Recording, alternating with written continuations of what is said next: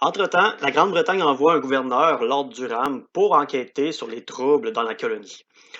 Il va en ressortir un rapport, le rapport sur les affaires de l'Amérique du Nord britannique, publié en 1839, et qui va être assez catégorique.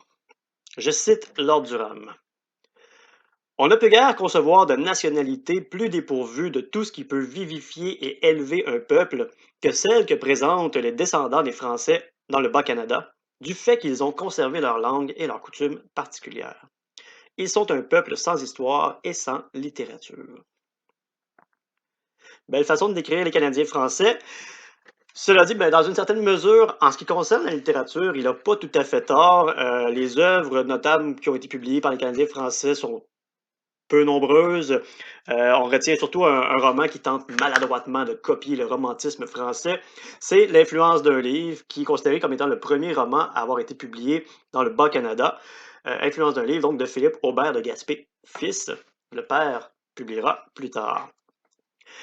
Donc, devant cet état de fait, en fait, le fait que Lord Durham considère qu'on est un peuple qui n'a pas grand talent, disons, qui n'a pas grand-chose à offrir, Durham va proposer, lui, d'assimiler les Canadiens français à la culture britannique pour leur plus grand bien. C'est vraiment pour le bénéfice des Canadiens français.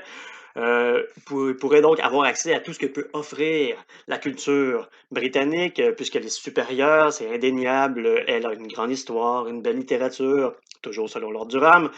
Euh, donc, ce qu'il va proposer, c'est l'acte d'union, donc d'unir le Bas-Canada et le Haut-Canada pour faire une entité unilingue anglophone. Évidemment, ce qui désavantagerait, proportionnellement parlant, sur le point de vue politique, les francophones, donc ils seraient juste dissous dans une mer d'anglophones qui pourraient prendre le pouvoir. Et cette union sera officielle à partir de 1840, l'acte d'union, donc qui unit le Haut-Canada et le Bas-Canada dans une volonté d'assimiler les Canadiens français.